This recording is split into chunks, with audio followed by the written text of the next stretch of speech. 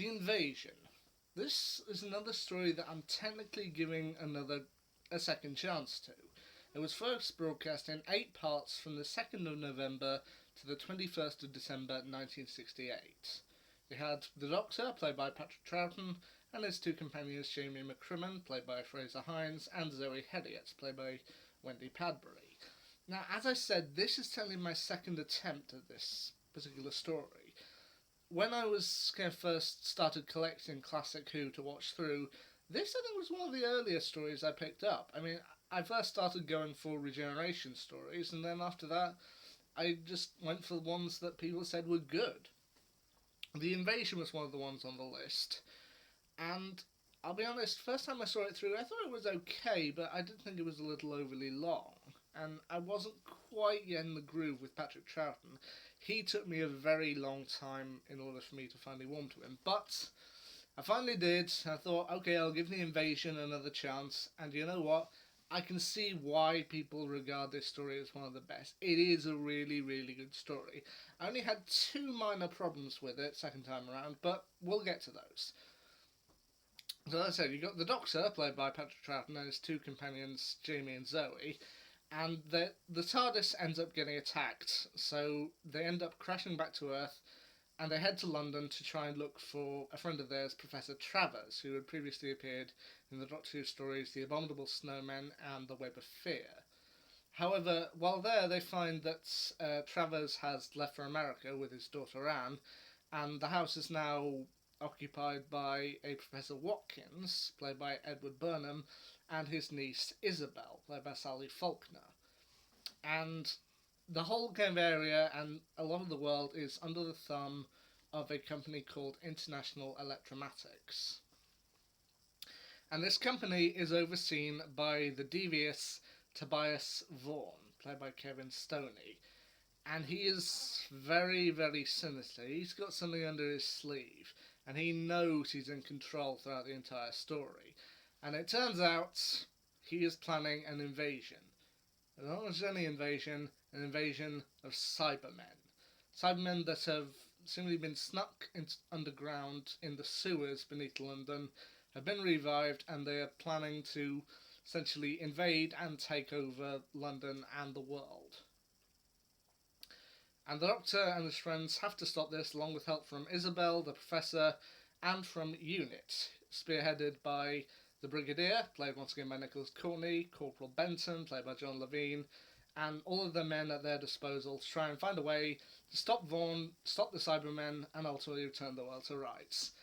Now, I felt that when I watched this story first time through, as I say, I did find it a little overly long, but then again, I was still very new to Classic Who at the time, so I turned on my DVD, looked through and thought, oh, it's only 4 episodes. Oh, that should be fine. And then I discovered 4 episodes just the halfway point. In fact, the Cybermen aren't even revealed until the end of part 4. And I was just waiting for the kind of iconic shot that I knew from this particular story, which is Cybermen marching down the steps of St. Paul's. But that doesn't really occur until the end of part 6. So as I said, maybe at the time I was kind of a little disappointed that it was longer than I was expecting, but then again, I gave the same second chance to the War Games, a story I previously thought was too long. But when I actually gave it a chance, I actually really did enjoy it, and I feel this story is very much the same. As I said, I only really had 2 small problems with it, and those problems, now that I've asked about them, have actually been explained away. The 2 small problems I had with it were the villain, played by Tobias Vaughan. He is named Tobias Vaughan, played by Kevin Stoney. He's a great villain. He's just in control the entire time, and you can tell he is just loving it. The only slight issue I had at the time was there's a thing he does whenever he's calling up the Cyber Planner. Like, he has a secret wall in his office to which he presses a button and up it comes and he talks to the Cyber Planner. And whenever he seemed to do it, I always seemed to notice he had a slight squint in his right eye. Like, I was then like, why is he doing that? I didn't really understand. I asked, and one member of my family went, I think he does it as a character trait. I think it's something that's going to be explained later on. But it never was truly explained, and I never entirely understood why. until I eventually looked up online and someone cleared up to me that Kevin Stoney had recently been in a car accident, which is why he may have suffered a bit of damage in his eyes. So I'm like, you know what, that's fine.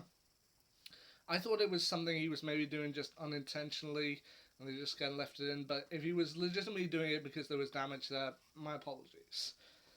And the other thing that I had kind of felt was a little bit odd was that Jamie kind of gets sidelined in the last two episodes. I mean, he's quite active throughout most of this particular story.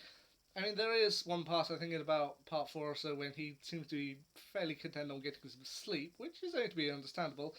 But then he just kind of disappears from part seven and part eight, and I was just like, where's Jamie in all of this? He didn't really show up till the end. But once again, that was pointed out that maybe it was because Fraser Hines was actually on holiday at the time. Like, you know what? That kind of sorts it out. That kind of explains. I mean, they say that Jamie has gone to hospital with kind of a minor flesh wound. And just like, oh, I'm a bit wondering why he's gone, like why he's not more active here. But you know what? They do also do some great stuff in there. I mean, once again, it's the '60s. You do get your kind of classic '60s sexism with when Isabel says that, look, why don't I go and get some pictures? And then Brigadier's just like, well, oh no, it's far too dangerous for two young women. And I was like, oh, charming.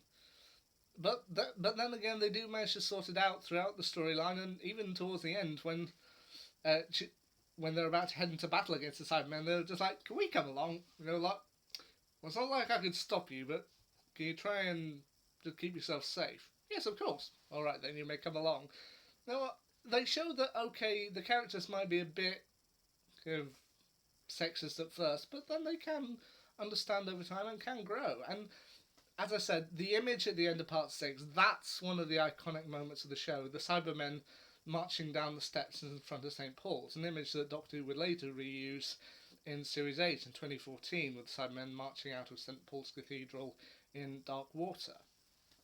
So, it took two attempts, but I can finally see why people love this story and why it is considered one of the greats, especially one of the great Cybermen stories. I was hesitant about it at first, but I think I would rank this one quite highly. I think for the moment, my favourite cyber story still remains something like Tomb of the Cybermen or something like that, but I can definitely see why people consider this one a classic. You know what? So, well, that's my kind of second attempt at the invasion, and I did like it a lot more second time around. What will be my thoughts on more classic stories? Are there any others that I may go back and review? Well, I think I ought to probably give Robots of Death another go at some point, since I didn't really think much of it the first time, but anyway, that's me, and will I have any new classic stories to tell soon? You know what? I may not. We'll have to wait and see. Anyway, until then, see ya.